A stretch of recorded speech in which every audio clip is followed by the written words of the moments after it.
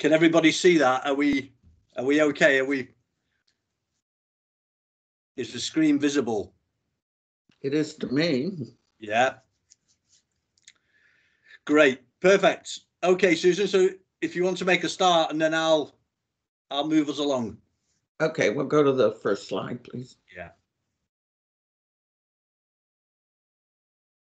Go to the next slide. Oh, sorry.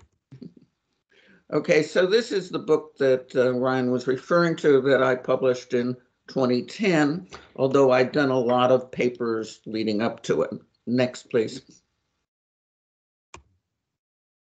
So the purpose of the book was to explore the issue of justice from both a philosophical, theoretical base, but also to apply it.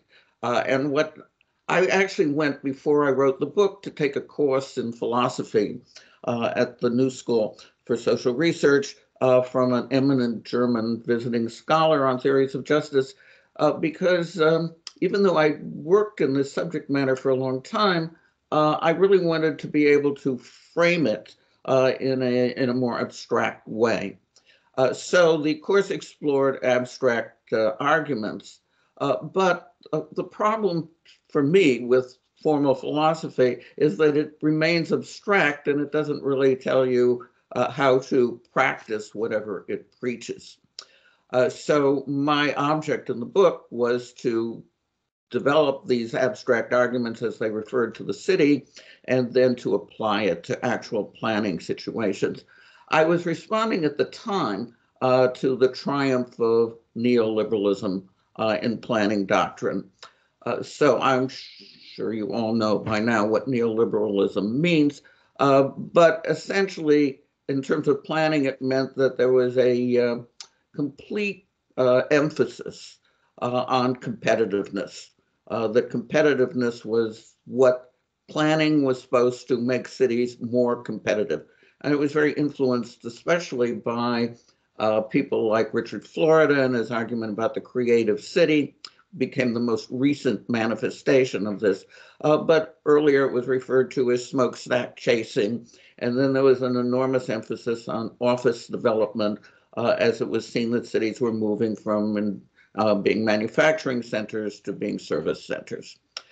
So from the theories of justice that I had studied in this course, I particularly focused on the works of John Rawls, who developed a very elaborate theory of liberal democracy, Martha Nussbaum, who developed, along with Amartya Sen, the concept of capabilities, that justice meant allowing human beings to realize their capabilities.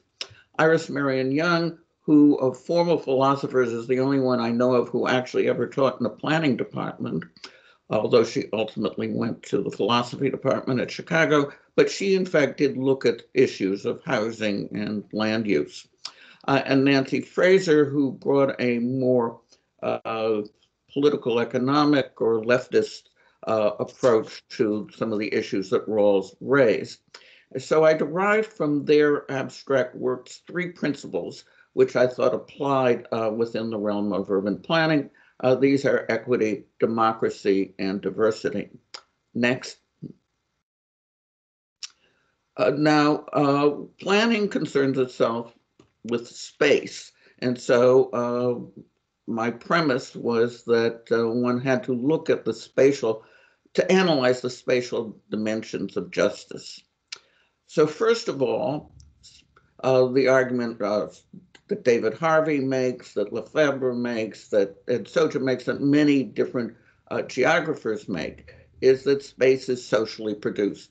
That is, even though the layperson's view of space is that it's territory, that it's something that's drawn on a map, that in fact how space, any particular space, is valued has to do with the capital investment put into it and who the people are who occupy it.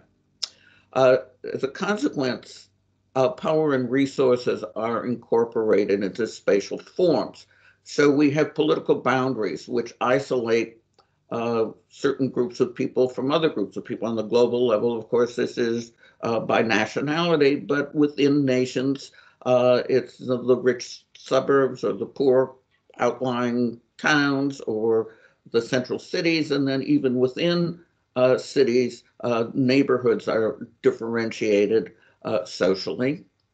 In fact, I was just looking at an article about a city in the United States, Montclair, New Jersey, where people deliberately move because it's socially diverse. It's about 25% Black. And yet, if you go to the micro level of blocks, that they in fact tend to be either all white or mostly Black.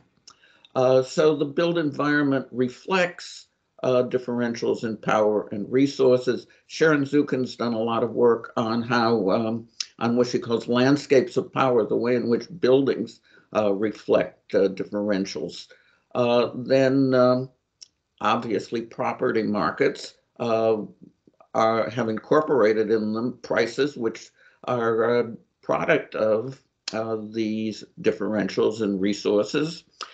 David Harvey uses the term spatial fix to talk about the ways in which capitalists deal with the problem of profitability by essentially moving their investments around in order to avoid, for example, labor unions or disadvantageous markets, and thus the great move of outsourcing is a spatial fix of the crisis of capitalist profitability that happened in the 1970s. The distributional effects of this production of space is the reinforcement of the power and wealth that created the form to begin with. So that if you buy a house in a, quote, good neighborhood, even if physically the house is exactly the same as a house in a not good neighborhood, the price of the house is vastly different.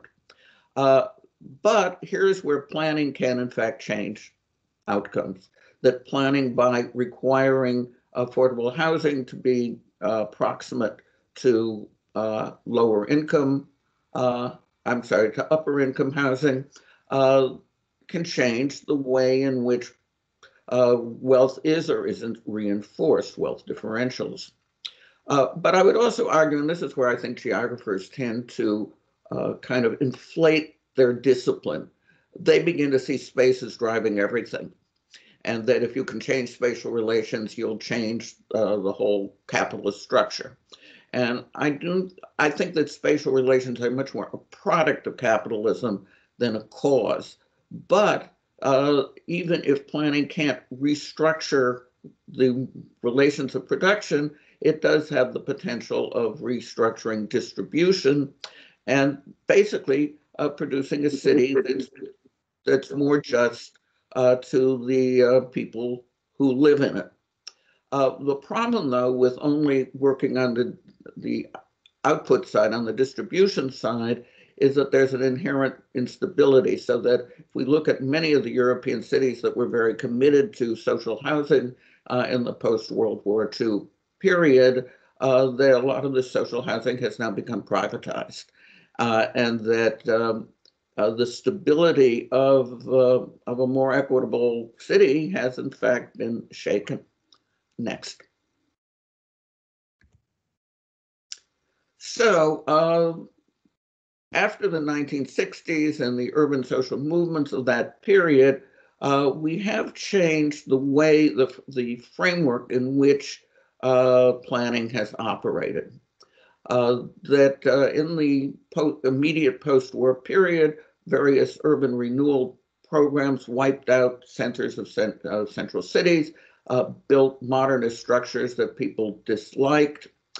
And so beginning in the 1960s and 70s, there was an attack on the idea of using physical form to redo cities in order to make them more attractive to investment and presumably to make them nicer to live in. So there were two models that were really imposed, that of what the French call le grand projet and the garden cities. And actually, if you look at these two models, you can find them going back to time immemorial. The monumental structures on the one hand and the more vernacular ones on the other. So all these urban redevelopment programs, and I focus in the book on the United States and Europe. And in this lecture, I'll talk about Singapore as well, but I'm talking about countries that are relatively wealthy. So the results of urban redevelopment, and in the United States, especially of highway construction, were wiping out people's neighborhoods.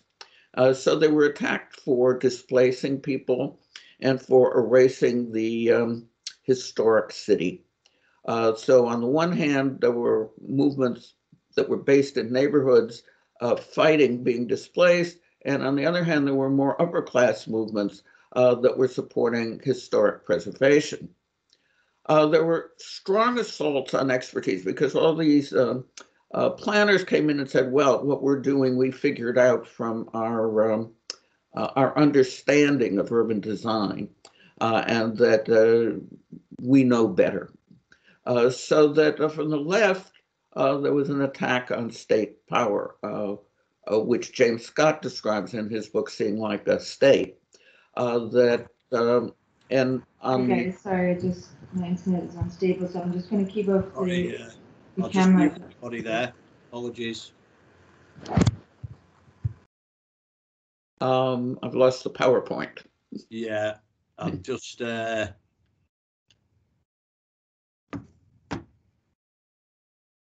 to mute everybody, Susan. Okay.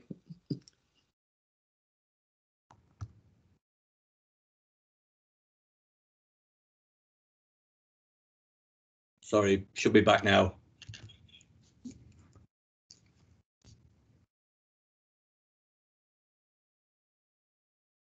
I think Susan's muted.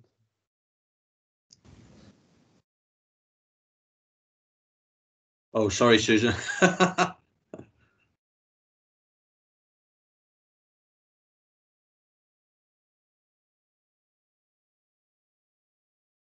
Sorry, Susan, hang on.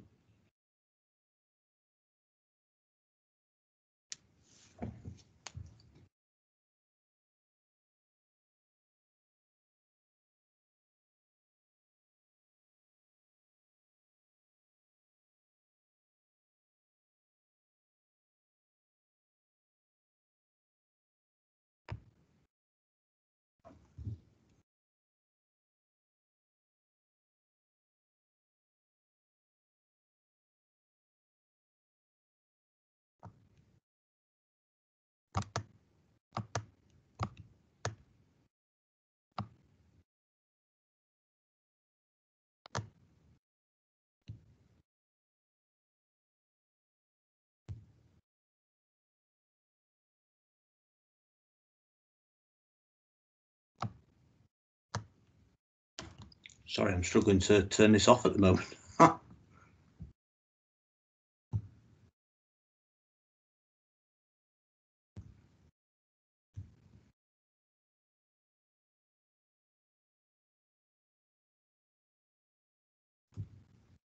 Ryan, I don't think you can unmute anybody. They need to do it themselves. Ah, okay, is that right? Sorry, Susan. I think you might need to unmute yourself. I thought that if you hover over the screen, you'll see the mic button that's got a line through it. Okay. Yeah, there you go. Sorry. Thanks. Right, I'll bring it back up now, Susan. Sorry about that.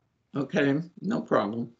So at any rate, in this period, there was a demand for citizen participation based on an argument from the left that what you have were top-down people imposing their particular visions, and on the right that the state was interfering with individuals and the market.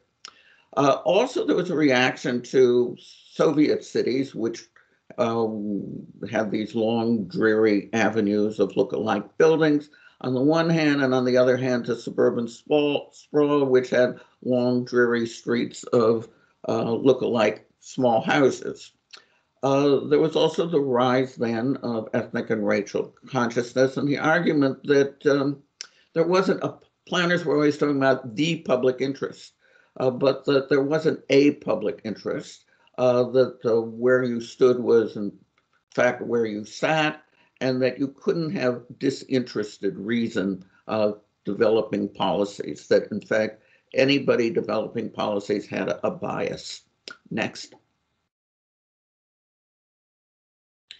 Okay, so looking back, you can see the way in which this model of the grand project has its roots, not even just in the 19th century, but I'm only going to show a picture of Daniel Burnham's design for the Chicago World's Fair of 1893, his famous statement, make no little plans, and there was this heroic ideal of the planner laying down plans, and a notion that the monumental represented a desirable ideal for democracy, that this was all supposed, all these Grecian pillars were supposed to represent a democratic state, and that the ideal was the Greek polis, which we now in the present day have heard much critique of the Western civilization ideal, but at any rate, this was certainly what it was built on.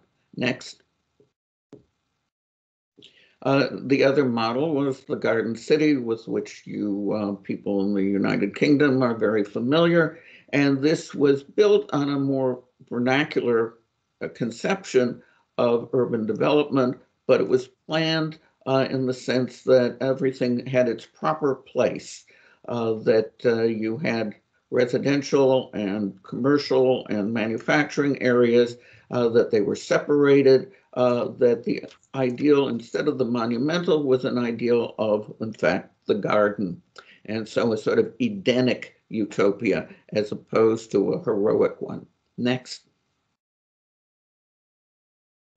The monumental was taken up by many people connected with Siam, with modernist architecture. This picture of the Bijlmermeer in Amsterdam, this was built as affordable rental social housing, that the apartments were large and airy and conformed to all the concepts of modernism, of form following function, etc. But to the surprise of the planners, the native Dutch didn't want to live in it because it didn't fit in fact, with the Dutch model of cozy, of the kind of place that that Dutch people thought was appropriate for their social life. And so it became, in fact, predominantly immigrant. And what you had was a large immigrant enclave on the outskirts of Amsterdam, which was not well served by public transit, was not at all well served by services. And the model also that they had of separating pedestrian from auto uses, the auto uses were down below and became a big drug market and dangerous, essentially. Next. And here you see, of course, the model of suburban sprawl, because the Garden City, the original Ebenezer Howard model of the Garden City became bastardized basically into suburban zoning, where each zone was totally homogeneous. It was expected that you would drive. The houses all looked alike, and they covered vast amounts of territory. Next. But incorporated within the suburban dream, and I'm emphasizing the American one, but the suburban dream was also very much a British model. So here you see this happy modal family of mom, dad. Dad was probably a former serviceman who got a very cheap mortgage thanks to, in the United States, the GI Bill, 10% down, and the house cost something like $8,000. Mom, dad, and the 3 kids, which at that time was, in fact, reflected the fertility rate of the post-war period. Next. And the ideal, of course, also was mom took care of the house and did the cooking in high heels in this case, and that she took care of the house and dad went off to work every day and came home and the cocktail was waiting for him. So it always incorporated this whole ideal of what life should be like was very much one based on a certain model of white suburbia. Next. And more recently, the suburban little Levitt house has transformed into the generic McMansion. Now, I don't know if this particular style can be found in British cities, and it's certainly not common on the continent, but it represents simply the enlargement in some way of that little suburban house. Next. And countering the way in which suburbia developed out of the Garden City model, the new urbanists came along in the United States. Prince Charles with neo-traditionalism in Britain, essentially going back to Ebenezer Howard's original model. But again, what you have is a model of urban development which is planned according to a vision that planners have, not necessarily a vision that ordinary people have. Next. So then from the 1970s and 80s onward, we had these different models of planning, but we had at the same time the restructuring of the global economy and also the rise of right-wing populism. Now, the planning up until then, really the ideal was the comprehensive plan, that every part of a metropolitan area should in fact conform to a plan, and that it shouldn't just happen haphazardly. But the fact of global economic restructuring meant that urban governments had less and less control of what was going on with their cities. And at the same time, the attack from the right became much fiercer with the rise of right-wing parties and of people who felt empowered in localities by the model of citizen participation. The urban social movements of the 60s and 70s somehow thought that citizen participation would empower low-income people. But what formal modes of citizen participation have primarily done is empower homeowners, who are the ones who are most concerned about property values, who feel they have the biggest stake in their community, who are less transient than renters. And so what you have when you have public meetings is they tend to be dominated by homeowners. Then another factor was that as you had deindustrialization and increased suburbanization in Western cities, that is in Europe and the United States, the classic models of zoning of saying we can't have manufacturing where we have residents, we can't have commerce where we have residents, that they were a reaction to the kinds of development that had been the case in the industrial city of smokestack manufacturing. But those factories had moved out of the city. And so much of the reasoning that had led to the particular models that we saw was based on an economic model that no longer existed. Then we also have had increasingly large international migrations. And the effect in both the United States and Europe on urban politics and national politics has been ever greater friction and louder shouting about racial and ethnic difference. On the one hand, the advocates for people who are immigrants and people who are, as we now say in the United States, of color, is that they've been subject to enormous injustice. And that there needs to be recompense, there needs to be reparations. And on the other hand, an increasingly loud response from native white populations that they're being their culture is being overwhelmed, that they are being discriminated against, not the other, but them. And politics is increasingly about ethnic and racial difference and the symbols of ethnic and racial difference, and angrier and angrier. So that the notion that there is a singular public interest that can be applied, and also the question of whether the aim of planning is social integration or allowing each community to have its own separate enclave, is one that is very difficult for planners to sort out. Next. As I said earlier, the increased mobility of capital and labor made planning and control more difficult.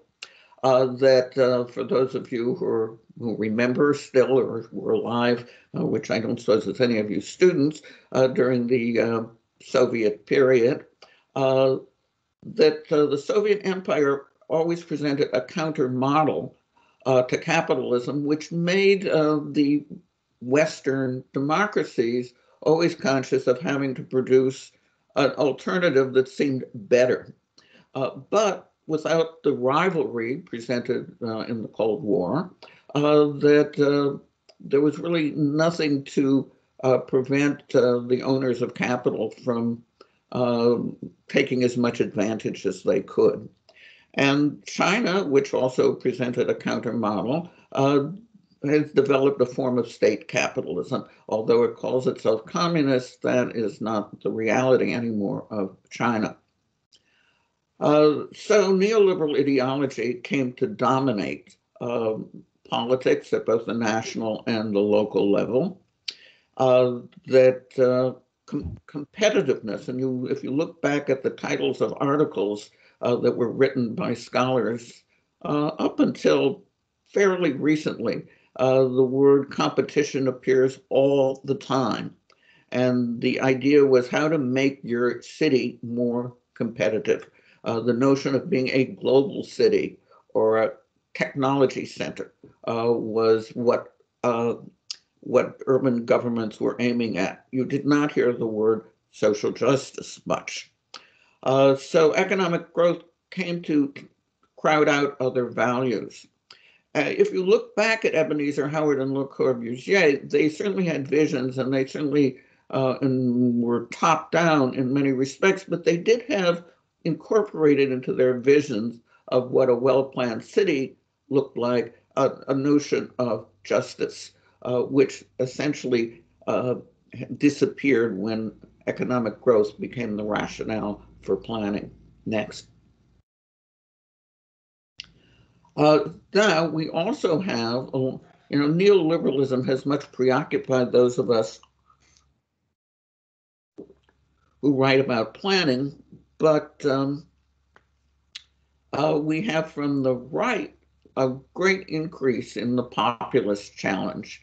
Like the left, there's an attack on expertise, but there's also, and this is what makes it a very difficult problem for those committed to democratic planning, because the right-wing populists say we are the people, that if this were democratic planning, you would be listening to us, not to these people who are calling for diversity and inclusiveness. So what you have is resistance to diversity, resistance to higher densities, even while people concerned with ecological catastrophe with climate change argue that higher densities reduce the impact of humans on the planet.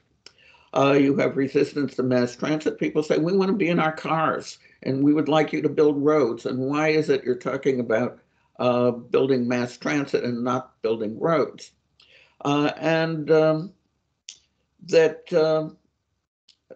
There's support from wealthy individuals, often putting their money into foundations to oppose any form of regulation. So I'm not quite sure what the European situation is in this regard, but in the United States, we have all these right-wing foundations, of which the largest is Americans for Prosperity, funded by the Koch brothers, which basically finances supposed grassroots movements that oppose diversity and particularly that oppose regulation. We also have had the rise of right-wing media, thanks to Rupert Murdoch, who you've got there as well as we've got here. And Fox News in the United States has been a great promoter of anti-regulatory measures. Then there are resurgent right-wing parties. The Republican Party in the United States is still the Republican Party, but it has become, in fact, transformed into a much more right-wing party than it used to be. In Germany, there's the AfD.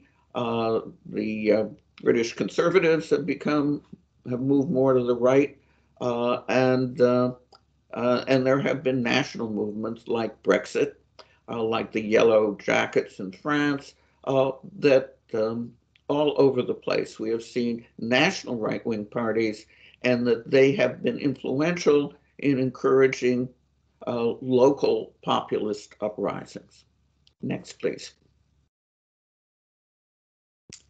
It was said that modernism destroyed urban vitality, these big concrete buildings that most people disliked, even if architects loved them, that the displacement of businesses and residences didn't respond to people's needs, that most recently our former president, or as Biden likes to call him, the former guy, stated that the government selected designs by prominent architects with little regard for local input or regional aesthetic preferences. The resulting federal architecture sometimes impresses the architectural elite, but not the American people who the buildings are meant to serve. So Trump actually signed an executive order demanding that all new federal buildings be designed according to a Greco-Roman model, that which basically means pillars, so that they would look monumental. So a return to, in fact, the monumental ideal. So on the one hand, an attack on modernism from the right because of its aesthetics, and then on the left because of its homogeneity, because of the lack of diversity, that Jane Jacobs became the apostle of anti-modernism, of saying that cities should develop organically, that there should be mixed use, that the streets were, as she famously said, the streets are all right, that the idea of separating pedestrians from cars was a bad idea, so that diversity has become the mantra of designers and planners who see themselves as progressive. Next. Now, this is a big problem in terms of planning because, well, how to do it is the big problem. That the emphasis on diversity and inclusion, if you read formal philosophy, particularly Alex Hannes in Germany, but many others, what they use the term recognition to talk about not simply tolerance of the other, but recognition of the other's dignity. Here in the United States, on the bestseller list since the Black Lives Matter movement, have been these books like How to Be an Anti-Racist.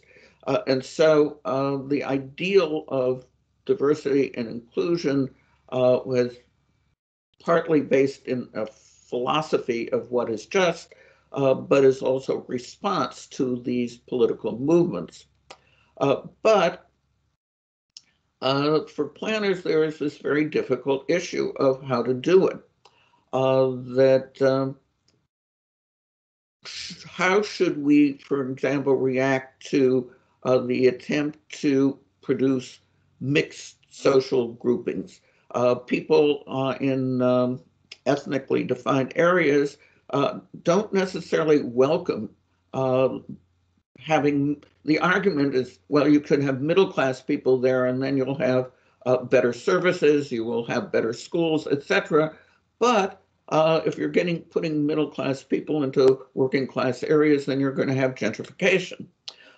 So that the question then becomes, and then, of course, if you put affordable housing in upper-class areas, and then you get resistance from people who were already there, who said, well, I paid extra money for my house just so I could be in this kind of exclusive neighborhood.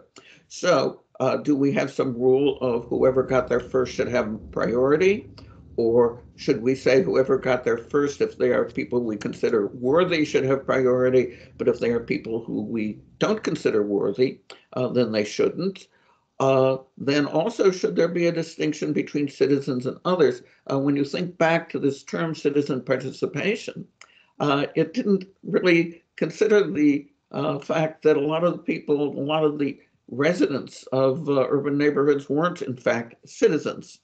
And I can't see, can you move the thing up, because I can't see the bottom line there. Can you read it? No necessary relationship between diversity and equity. Oh, no, I can't read. Okay, thank you. Okay. Okay, go back to the, yeah, so if you make neighborhoods more diverse by moving upper class people into lower income neighborhoods, it doesn't necessarily produce a more equitable outcome. So the point I want to make is that of the three principles that I say are fundamental to urban justice, democracy, diversity, and equity, there's tension among them, and you can't necessarily maximize all three. Okay, next. So going back, I showed you that picture of the Bommermeer, and it's modernist, this huge modernist structure. So there's been a subsequent attempt to make the Bommermeer more diverse, both architecturally and in terms of its content, so that they have now built, and you can see when it was under construction, when I took that picture, condominium residences that are low-rise. They have actually chopped off half of the very big buildings to make them less monumental. They have introduced shopping into various parts of the development where there was only one shopping center at the very edge. They have connected it better to the rest of Amsterdam. So there is an attempt to use design to retrofit places that were the product of mid-century modernism. Next, please. Then this attempt to make places diversity. McConnell, in his book, The Tourist, developed this term called staged authenticity, which I rather like. And so this is a picture of West Palm Beach, Florida, which was a wholly suburban area with no center. So the people who ran it thought they would create a center, and they thought, why not make it look like an Italian hill town? So this is the consequence, but what it really is a kind of shopping mall. I mean, all the stores in those buildings are in fact chain stores. I guess that people can rent in the residences above the building, which is a more traditional form of residence. We have fountains, we have a piazza, we have cafes. It's rather nice, but it's of course fake in the sense that it didn't develop organically, as Jane Jacobs would have preferred. It certainly doesn't reflect any indigenous Floridian architecture, but it simply was a model that they liked and that they imposed there in West Palm Beach. And whether, if those of you who are architects and designers have to decide whether you think staged authenticity is all right or not. Of course, Venturi and Scott Brown would say, yeah, it's just fine. Next. This is Battery Park City, which was built from scratch on a landfill in the south end of Manhattan, adjacent to the financial district. It has both a large office complex, which houses very high-end firms, investment bankers and advertising agencies and so forth. And then it has a large residential section.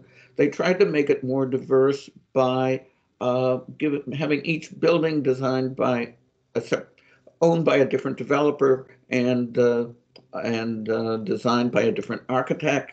They have little parks. The one you're looking at is a kind of little folly, which is kind of Greco-Roman Egyptian, and it's actually been very successful in terms of people being willing to pay a premium to live there.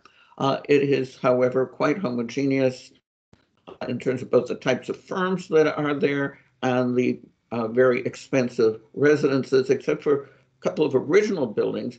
The original plan was to do it in a modernist style. And if you look, I see it on the right, and the concrete structures were in fact middle income buildings. But all the rest of the structures that were built for some time were upper income buildings, although now they have added affordable senior housing to it. Next. Then Chicago, in the so-called Plan for Transformation, tore down all of its public housing complexes and replaced them with mixed-use development. So this is the replacement for Cabrini Green, which was the largest of them. The mastermind of the Plan for Transformation was a woman who, Valerie Jarrett, who became President Obama's leading advisor or strategist, or whatever the right term is. But essentially, it was a neoliberal view of what makes cities work. That is, move much more to market rate, have much more mixed income, have it conform to whatever people thought was tasteful.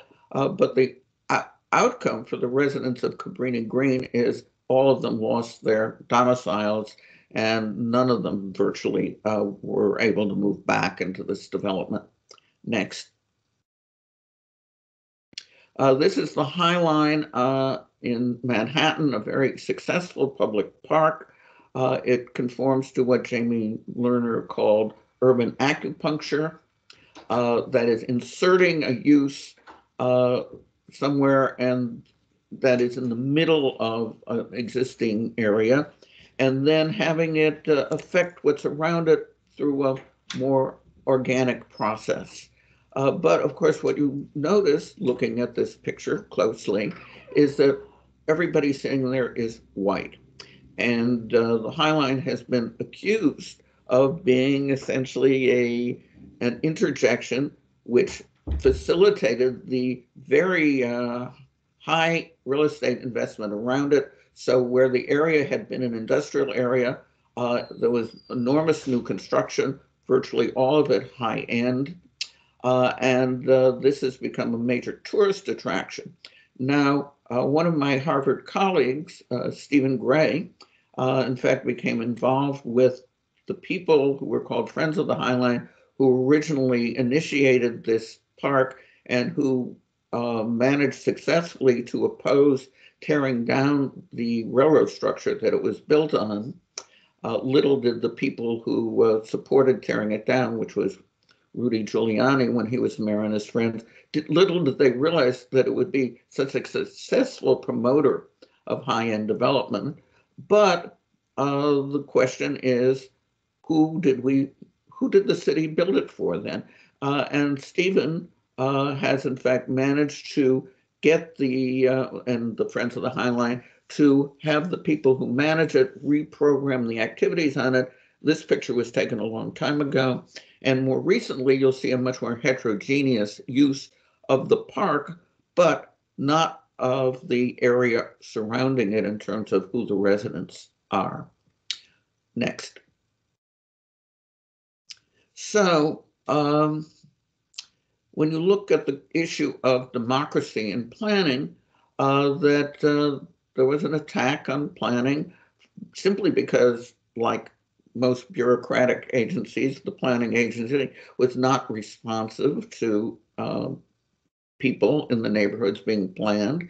The more leftist criticism or radical criticism was that it represented a form of internal colonialism, whereby white planners came to neighborhoods of immigrants or people of color of various kinds and told them what they should want, and a belief that more community power would lead to a redistribution in terms of nice public space, in terms of affordable housing, in terms of good schools.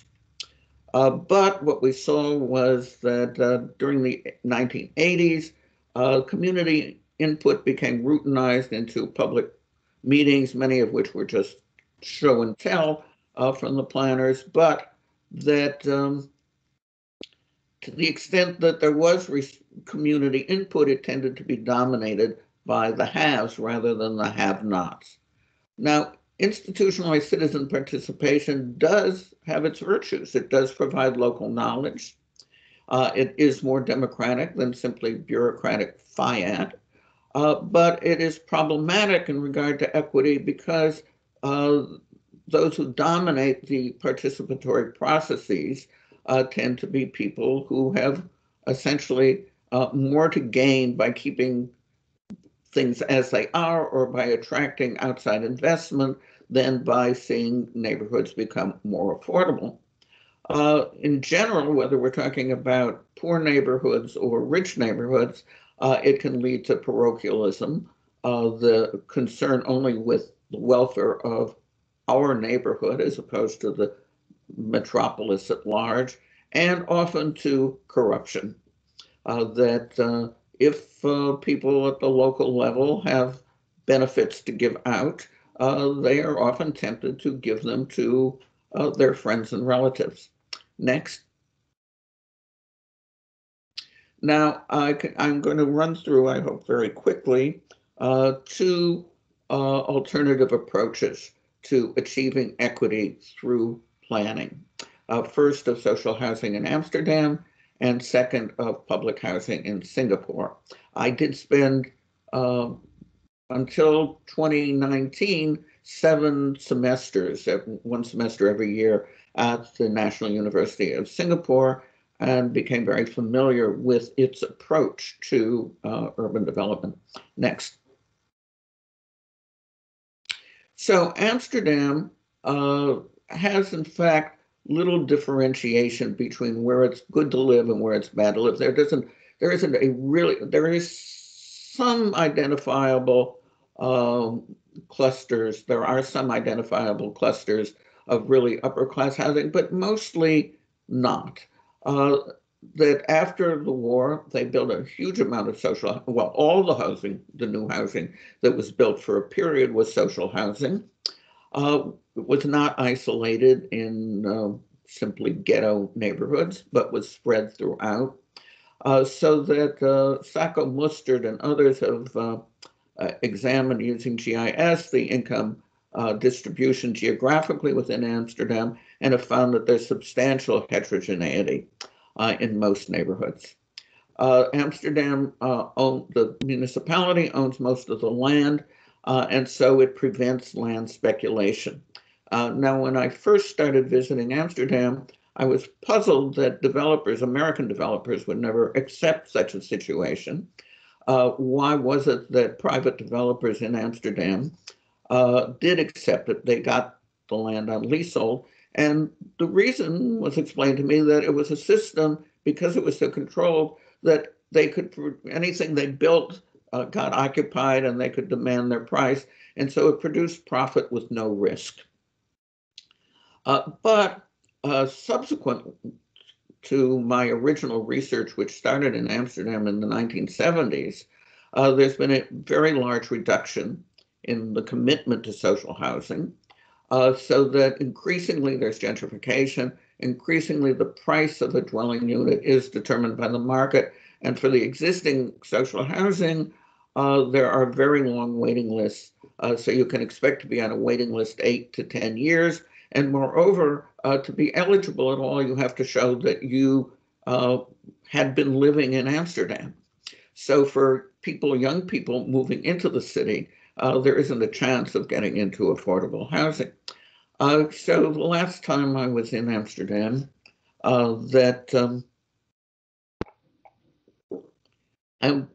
was sitting at dinner next to the chief planner, and I said, well, you know, I've really seen a deterioration in what had simply seemed and I'd written an article that was called Amsterdam, the Egalitarian City. And I said, you know, it really seems like there's a deterioration. And he said, oh, no, he said, at last we are becoming a normal city. So basically, Amsterdam, which had been very much a social democratic city, was increasingly becoming imbued with the idea that normality meant market-driven. Next. This is an era, this is a housing development in Amsterdam called the Binnenhof, which was essentially a hostel originally for women of the cloth to retire to, and then became for elderly widows. And it's right in the heart of central Amsterdam. It's right off the busiest shopping street, but it's been maintained now for 4 centuries. And it represents the fact that Amsterdam has always had a very strong philanthropic bent, and a lot of private charities and foundations and nonprofits and housing associations which have maintained this commitment to affordable housing. So it's not at all as if it's all gone, but it is being reduced. Next. This is an area called the Western Garden Suburbs. It was built as entirely affordable housing owned by the municipality. It subsequently, and this is the case of all of the municipally owned housing, was spun off to housing associations, and parts of it are now privatized and some of them are at affordable rates for middle income people, and some of it at purely market rates. Next. Now, the contrasting case. Amsterdam is a highly democratic city in the sense of decentralization, of a very active municipal council, of aldermen. It's highly individualistic, I guess I would say, in terms of its ethos. Singapore is very different. But Singapore is very, very planned. So the government, and also remember it is a city-state, so the municipal government is also the national government.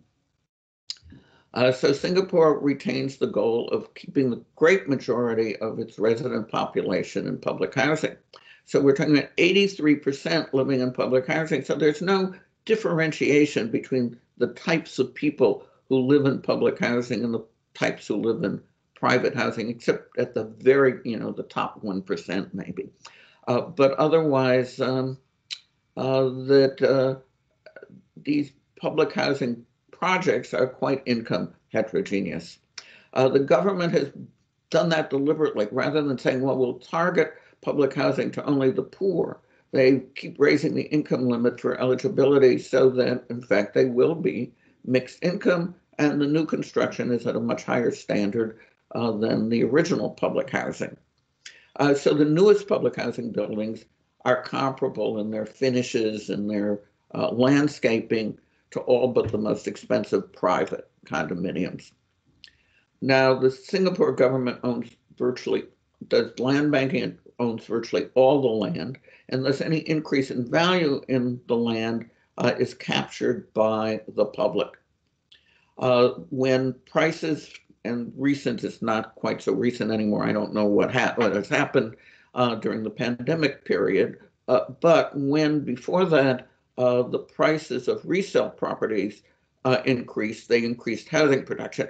Now, this is a very hybrid system, which is somewhat similar to Vienna's, in that the buildings are publicly owned and financed, the land is publicly owned, but the individual units are privately owned. You buy a condominium in a public housing project, and after a certain number of years, you are allowed to resell it, and you can resell it at a price that is set by the market.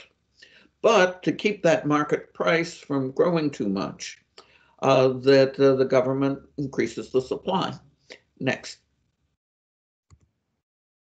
So in the back there, you see the Pinnacle, which is a public housing project that is comparable to many of the private condominiums.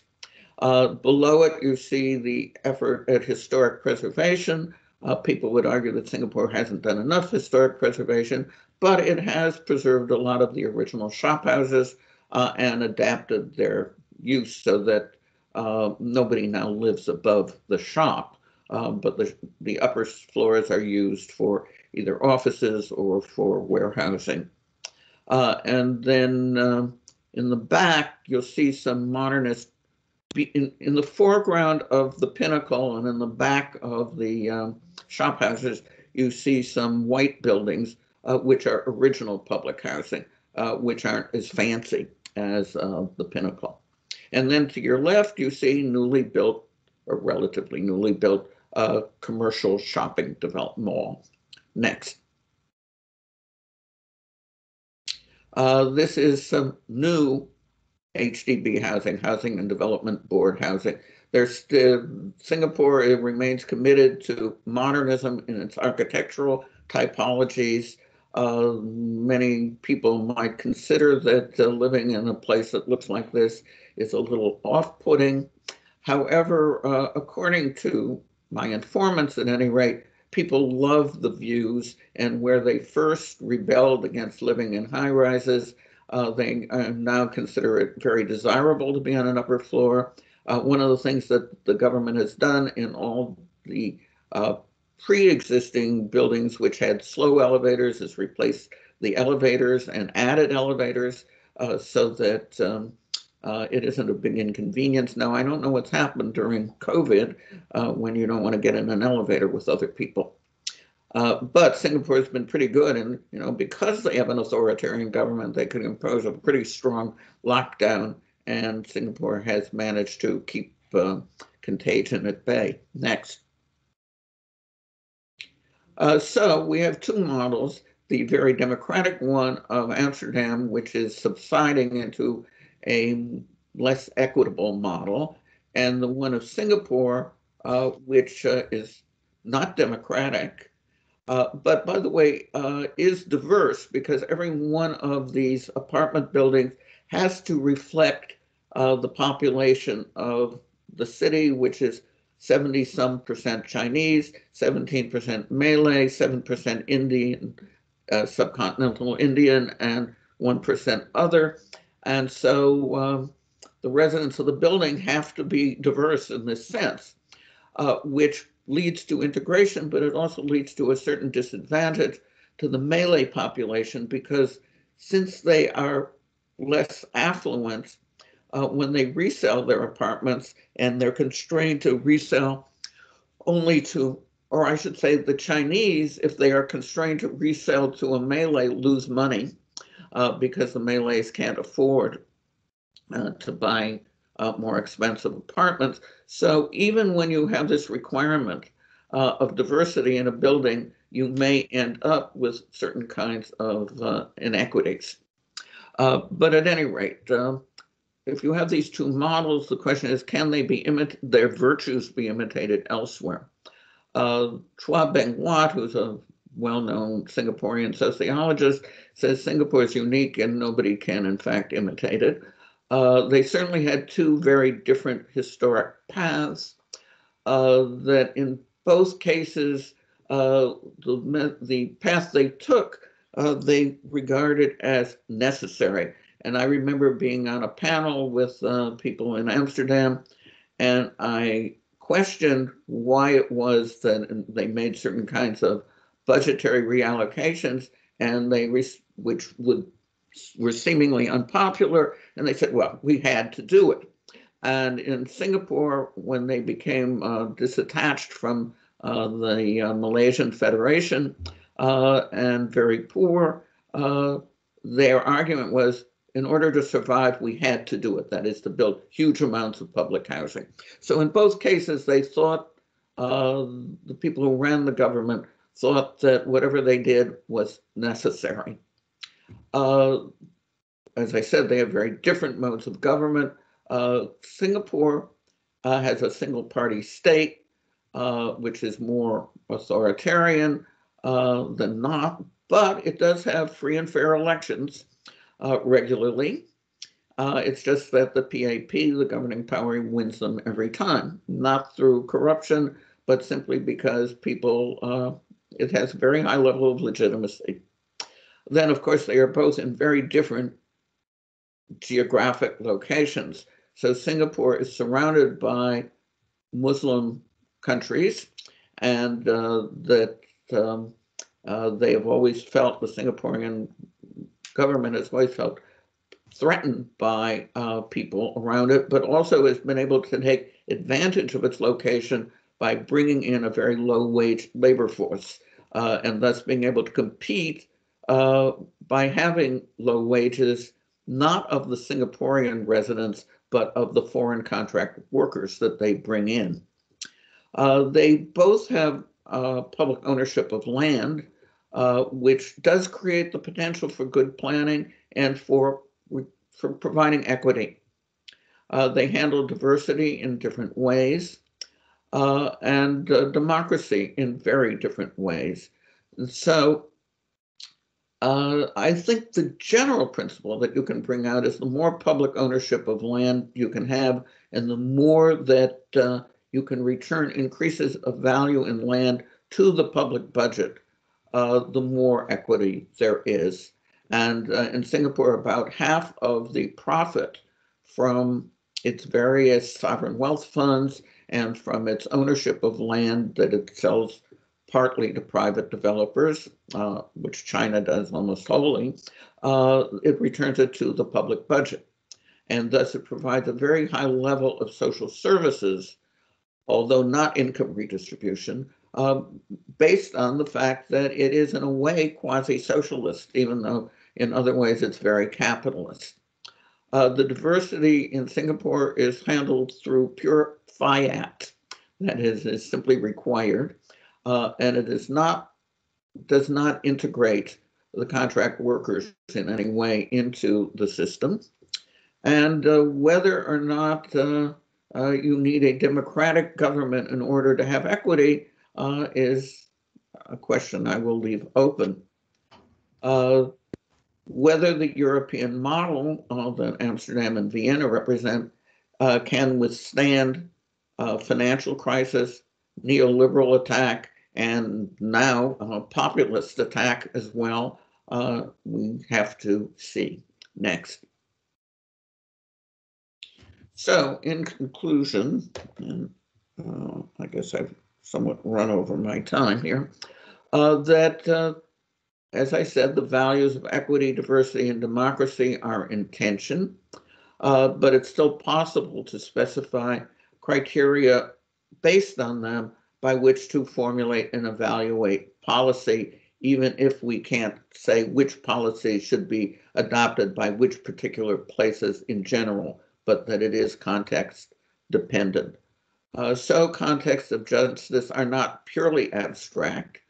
They aren't wholly relativist, and we can compare places and we can compare policies and say what's better and what's worse, even if we can't do it in absolute terms.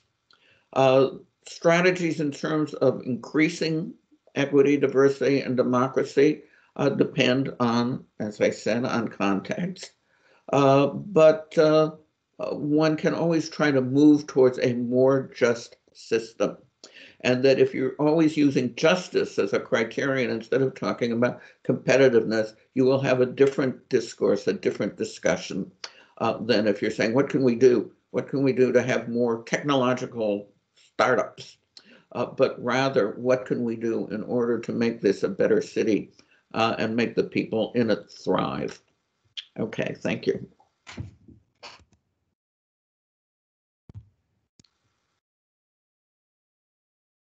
Thanks, Susan. I appreciate that. Thanks very much. Just before we move on to questions, sorry, just apologise again for the audio contact there. For students who are on my course, they'll know that's at least a weekly occurrence. So yeah, sorry about that. But any questions coming in? If anybody wants to raise a hand, I see Glenn, you're front and centre on my screen here. So I see your hands up if you want to come on the audio and ask a question. Thanks again, Susan, for that. That was fantastic. Thanks, Ryan. I don't mind kicking the discussion off. I've enjoyed your talk, Susan, very much indeed. And I think that you've packed an awful lot in there, most of which I agree with. And it's a really fantastic lecture. Thank you very much. I just want to pick up something you said early on and link it to the situation we're in today with COVID-19. You talked about the sort of the rejection of the idea of a unitary public interest as something that was some kind of viable concept to drive planning. And I just wanted to sort of draw attention to the actually extraordinary experience of the COVID pandemic, and maybe this is more apparent in Britain perhaps than in the States, where you've had a more diverse kind of experiences with it.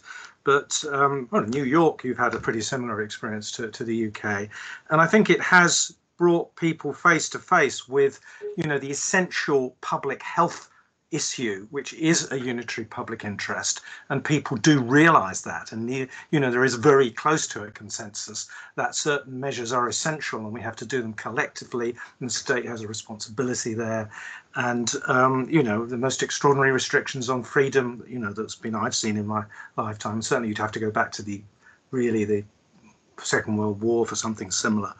And of course, you talked about planning being based on the sort of City Beautiful. In Britain, it was cholera and public health that started planning and housing intervention. So I think this is an opportunity, and so many people have seen the demonstration effect that there is such a thing as a unitary public interest about certain basic areas, that can be used, I think, as a sort of demonstration thing to suggest that there is a legitimate role for collective action in certain important areas, including how we operate in cities. Thank you.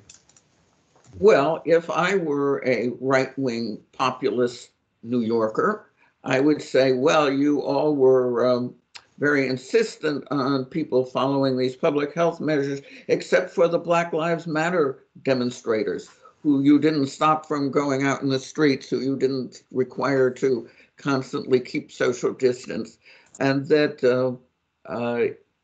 I would certainly agree with the experts in terms of public health, but then one might say, well, there are other issues regarding equity or diversity or recognition, which override the public health concept. And that you heard that very much after the Capitol, the insurrection following Trump's refusal to accept the election results. When the defenders of the people who stormed the Capitol said, well, it didn't bother you same people when there were demonstrations after the George Floyd event. And in Britain, of course, you have these women's marches connected with the murder of this young woman.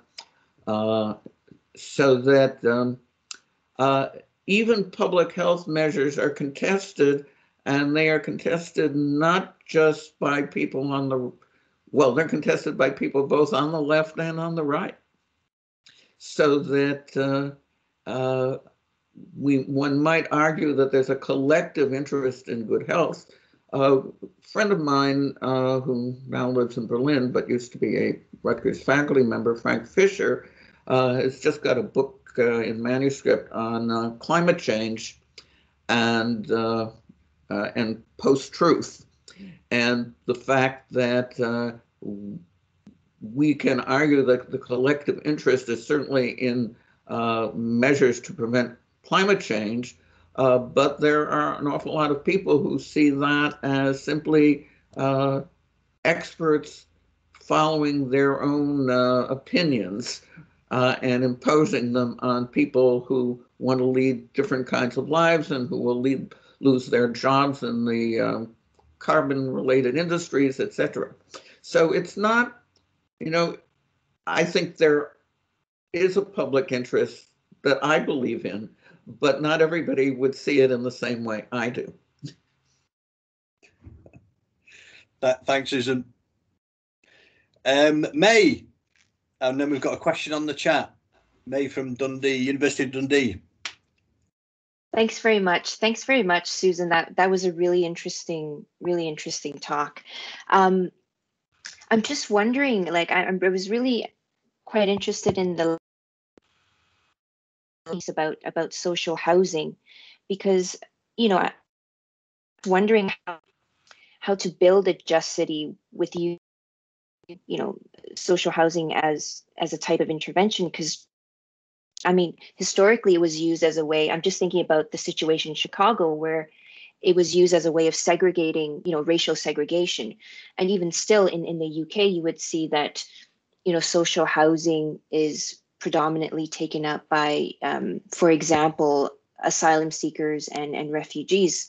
Also, I see it as a way of segregation. So how do we then use social housing in a just way where, I guess it's spread out in cities where people are just part of the community.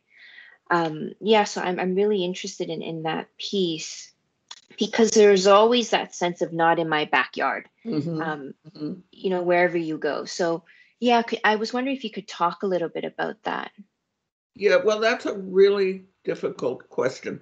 That Singapore really does present a model where, because they don't limit the eligibility to social housing to people who are low income, but say that, and also give people who are in it ownership, that it doesn't create the kinds of ghettoization that we have in the US or UK. And in Vienna, that's the case also, that upper income people live in social housing. And this both means you have to build it on a very large scale, that if you have a very limited number of units available, then the only equitable thing is to target them to very poor people. But if you do that, then you are in fact ghettoizing it. There was in fact a book called something like The Coming of the Second Ghetto, which was entirely about how public housing served this function of creating a ghetto. So that in places like Britain or the United States, where the social housing was already established as something that nice people didn't live in if they could help it, that it's very hard to then go back and change it. And that here in my own little town of Brantford, Connecticut, which has, in fact, some amount of public housing, unusually for this kind of area in the United States, which has mobile home communities and also has multi-million-dollar mansions and everything in between. It has a great deal of income heterogeneity, but it does not have any racial heterogeneity. So the senior citizens' public housing is in desperate need of renovation. And for them, the town, to get money from the federal government, they have to, in fact, enlarge it to include families. And you should have heard the uproar that came from people around it, because they saw, quote, families as meaning Black people. And that people came out openly with statements like, we don't want those kinds of people here.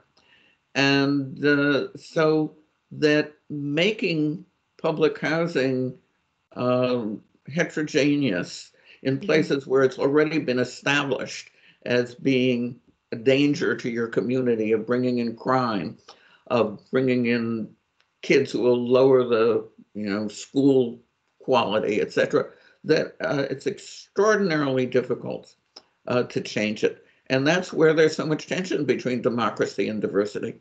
Because if you're saying the people who are already there have the right to the city, have the right to determine who's going to live in their community, and which we defend when we're opposing gentrification, that these are problems which are not very easily solvable. And this is where the question of what is the public interest, is there a unitary public interest in issues like this? Yeah, absolutely. And then I was just thinking, in Vancouver, so where I'm from, they built a lot of really beautiful social housing, and they were beautiful at the start, but then it seemed like they didn't plan for upkeep. So over 10 years, I mean, it's just become completely run down again. So yeah, I find that that's another Yeah, issue, it seems. that Vancouver is, in fact, the last place I visited before not being able to travel. And yeah, I saw that too. And see, this is the virtue of Singapore. They keep reinvesting in their public housing. And for those that they found could no longer be easily renewed, they moved everybody, as they called it, en bloc. That is, before they tore down the existing building, they would build a new building and then move everybody from the old building to the new building and then tear down the old building. So they have a constant investment in both building new public housing, replacing the deteriorated original early 1970s housing, and then doing things like building new elevators. All of their public housing projects are integrated with shopping and mass transit. That whenever it's built with a mass transit, usually a underground station, and with a shopping area within it. Usually both a regular shopping mall of the more upscale variety, and then also regular shops with a shopping street where independent small businesses can have shops. Thanks, mate. Thanks, Susan. Oh, Thanks. great. Just looking at a couple of questions from the chat there. Aaron, one of my students on the social sustainability master's course. If I don't get this question in, it'll come back on my feedback and haunt me, I think, Susan. So is it possible to achieve social justice in the neoliberal smart city, or are the two concepts mutually exclusive? So I think there's been this strong push in certain corners of the world for smart cities, and they've often been, I suppose, yeah, well, actually, yeah. An interesting thing happened in Toronto, that Alphabet, which is the owner of Google, has also a entity called Sidewalks, which is supposed to be a developer of smart cities. Sidewalks is headed by Dan Doctoroff, who was the deputy mayor under Mike Bloomberg and was the promoter of the West Side horrible development in Manhattan. They had this whole plan for Toronto, waterfront, which was going to be a smart city, and sensors everywhere, and a totally neoliberal concept. And basically, it was withdrawn because it was defeated by political movement, which said this is not what we want for Toronto. Which was originally when Rob Ford, who was the populist mayor of Toronto, was a big supporter of. I think that actually democratic planning would probably face down smart cities, and that this is a concept very much sold by certain economic interests, but it's not clear that it will actually triumph in most places. But neoliberalism certainly has triumphed almost everywhere, and we're only now seeing really meaningful pushback against it. But I think we are seeing pushback against it. That there are various models. Los Angeles has an entity called the Los Angeles Alliance for a New Economy, which is a coalition of labor groups, labor union groups, and community groups, and which has promoted mass transit, has promoted cheap bus fares, has promoted affordable housing. New York the New York metro area has something called the Environmental Justice Alliance, which has been concerned with both maintaining employment and with climate change. So we're seeing these coalitions, and this is important because as the power of labor unions has diminished so greatly, and so many people work in non-unionized industries, and that community groups themselves are not powerful enough to be a political force without being in some kind of overarching organization. And labor unions have more of a kind of institutionalized research capability and financial resources that these coalitions, I think, are very important in terms of presenting more forcefully a counter to the neoliberal thrust. And then we are seeing, certainly here in the United States right now, to everyone's surprise, the Biden administration promoting much more equitable forms of and environmentally conscious forms of urban development. Mm. Thanks, Susan. A couple of questions. I might try and squeeze these in the next 3 or 4 minutes if I can. One on the chat, really good question from Alex about, does community ownership of land and property create potential for good planning and equity in the same way that public ownership does? In Scotland, this has been enabled and promoted in legislation over the last 5 years or so. How far can it achieve equity, though? I think it can and does.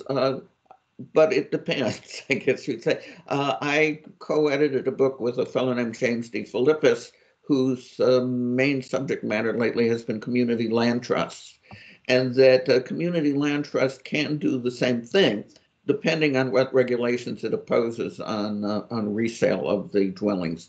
If, in fact, most of the profit goes back into the community land trust, then it has the same effect as public ownership. If, in fact, it lets the people who partook of it to make a big profit, then it's not much different from any old leasehold arrangements. Thanks, Susan. Keir, I think you had your hand up there, but it might have gone back down again. Keir Hunter, on the it was just kind of following up actually on the discussion around smart cities, which I think quite an interesting point as to where we're going in the future, because as you say, there is a big sort of conglomerate push towards smart cities because it makes a lot of money for a lot of people, but it also clashes with the fact that folk are not going to want to share their data. And as certainly as someone who's quite skeptical of the concept, and I can see other ways in which we can improve our cities, without needing to intrude on people's privacy in that way. What I'm really asking is, how do you think these two different ideologies are going to clash? Yeah, well, they do clash, and I think that one can use some of the technology that the smart cities people have developed, letting buses have the right of way, that kind of thing. But that recording what individuals are doing is simply an intrusion. That there is this center in Singapore called the Center for Innovative Cities, or some title like that, and it's connected to Zurich in Switzerland, to the whatever the technical university there is called, and that they are trying to use these kinds of high-tech approaches actually to create more equitable cities. So some of it has to do with what your aim is when you're using technology. Is your aim to create better mass transit, or is your aim to to track what people are doing so that they're going to buy more? I mean, it all depends on how technology is used, not technology per se. Great, thanks, Susan. Robin, just quickly on there's got the hand up there. Just the final question. Hi, yeah, thanks, Brian, and thank you, Susan. That was really interesting and really enjoyable. I'm also from Vancouver. Seems to be a bit of a crowd of us here.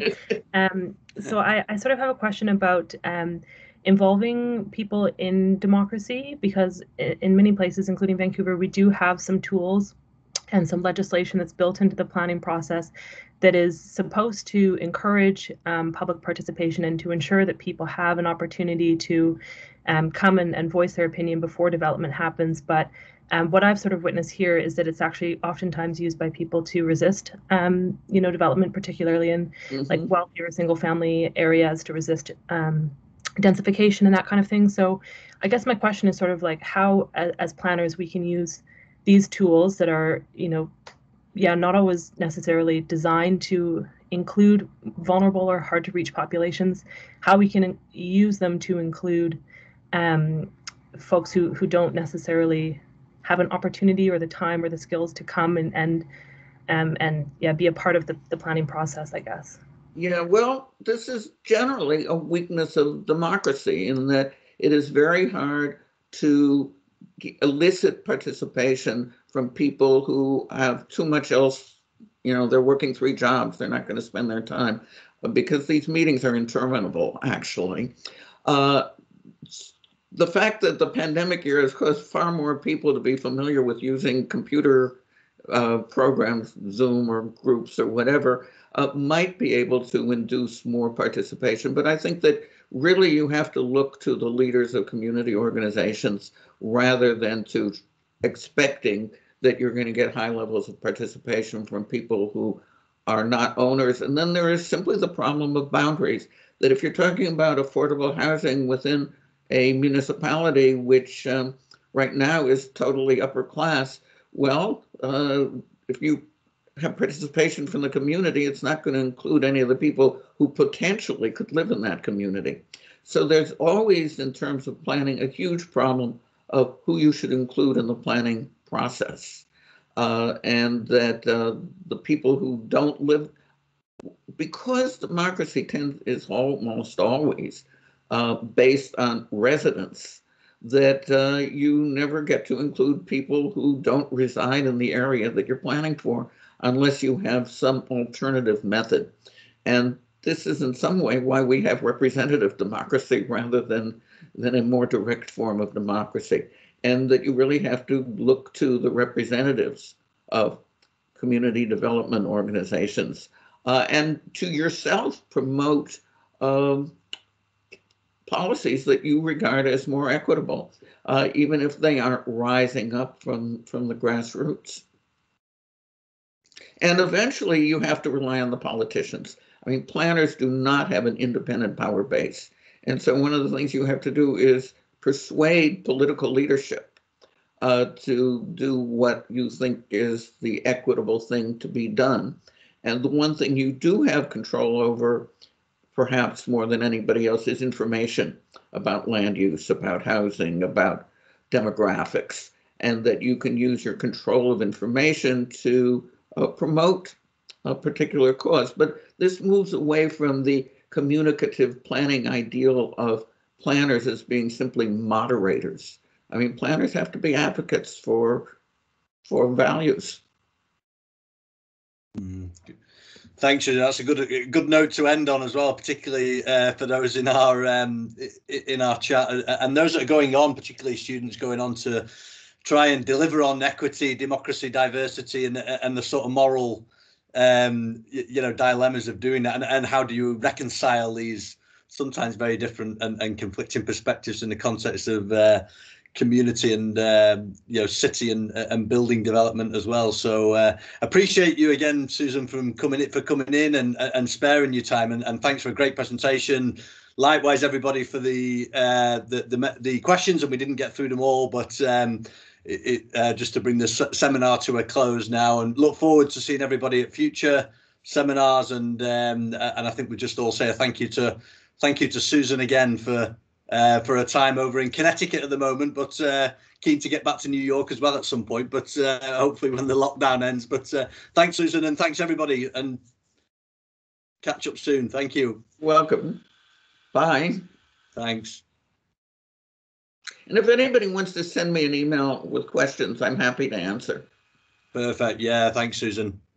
So what we'll do is we might put that recording on the Urban Institute website, if that's okay with you, and fine, let others access it who were unable to be here today.